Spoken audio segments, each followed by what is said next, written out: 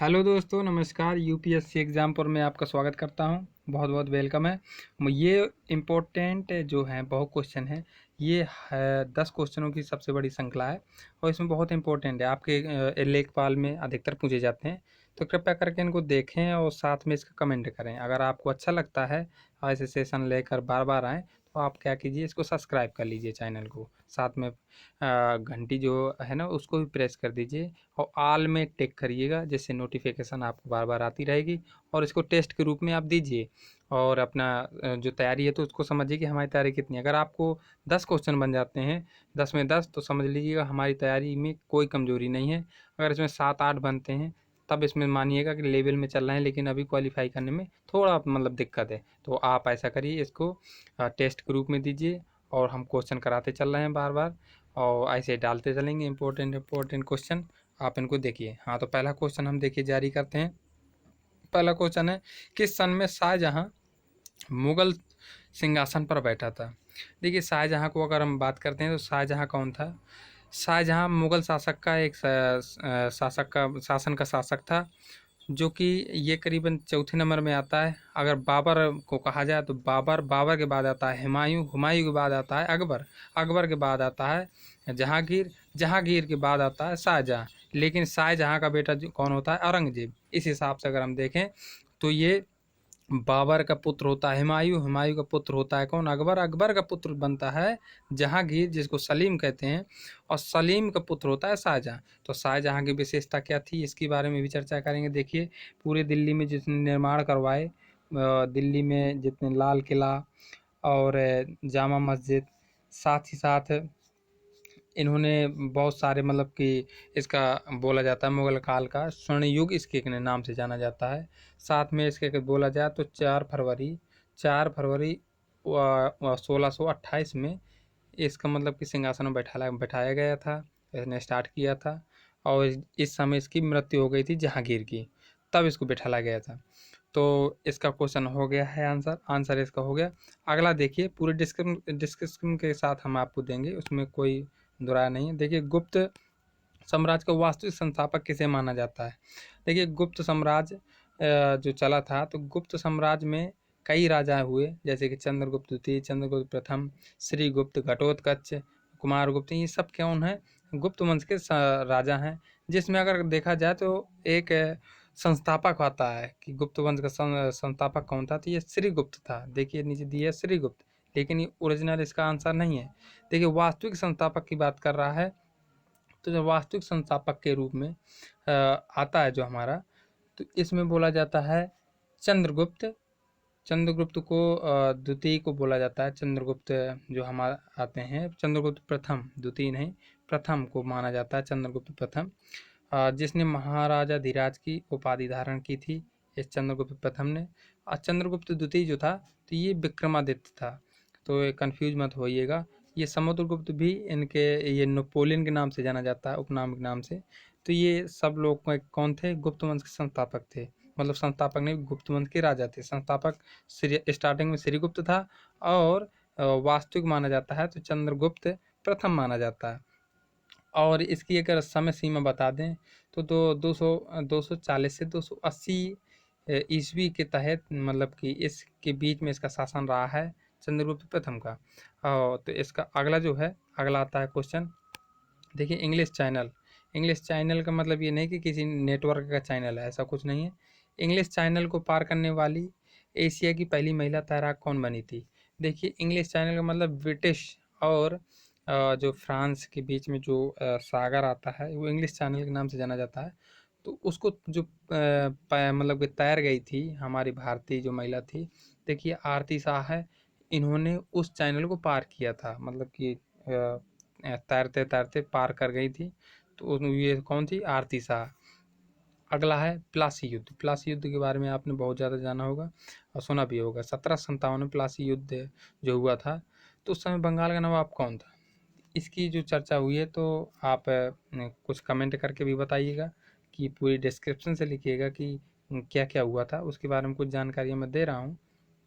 देखिए, प्लासी युद्ध के समय बंगाल के जो नवाब थे, तो उस समय ए नंबर इसका आंसर सही है, जिसका सिराजुद्दौला सिराजुद्दौला वो उस समय क्या थे, मतलब कि नवाब थे उस समय। इंग्लिश से इंग्लिश मतलब कि अंग्रेज जो थे, क्लाइव, लॉर्ड क्लाइव वहाँ के सेनापति थे। जब उनका युद्ध हुआ था प्लासी नामक गांव में, तो उनका युद्ध होने के बाद तो वहाँ के उसके क्या हुआ था कि दो बहुत अच्छे मतलब कि सेनापति थे, जिनका नाम आप जानते होंगे और शायद नहीं जानते होंगे, तो मैं बता दे रहा हूँ।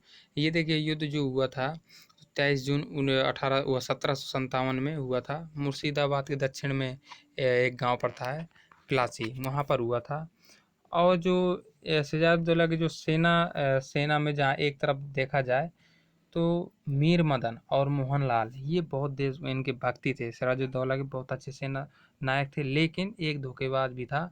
कौन था? मीर जाफर। देखिए इसका नाम याद दिया है, मीर जाफर। ये बहुत धोखेबाज था, ये अंग्रेजों से मिला हुआ था और इसी साथ में उनको कोई युद्ध करना नहीं पड़ा था। वो आसानी से क्लाइव ने जीत लिया था, सिराजुद्दौला को हरा दिया था। तो फिर इसके पश्चात ये मीर जाफर को क्या बना देते हैं, मीर जाफर को वहाँ का नवाब घोषित कर देते हैं और कठपुतली बना लेते हैं और साथ में वहाँ का सब धन वन लूट लेते हैं अंग्रेज। इसकी ये कहानी है।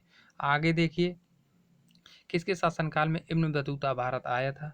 इब्न बतूता ये एक चीनी यात्री जो कि इराक का है, इराक क्षेत्र का है, चीनी यात्री नहीं है। इब्न बतूता जो आया था, इराक का आया था। ये जो आया था तो किसके शासनकाल में आया था ये बताना। तो देखिए, ये तुगलक वंश के मतलब कि शासक मोहम्मद बिन तुगलक के शासनकाल में आया था। तुगलक वंश की नींव गिराई थी गयासुद्दीन तुगलक ने। इसने सर्वप्रथम खिलजी वंश की समाप्ति करके इसकी स्थापना की थी, तुगलक वंश की। आगे देखिए, लोकसभा के प्रथम अध्यक्ष कौन सा रहे। लोकसभा, जब हमारे भारत स्वतंत्र हो गया तो लोकसभा राज्यसभा दो सभाएं बनी थी।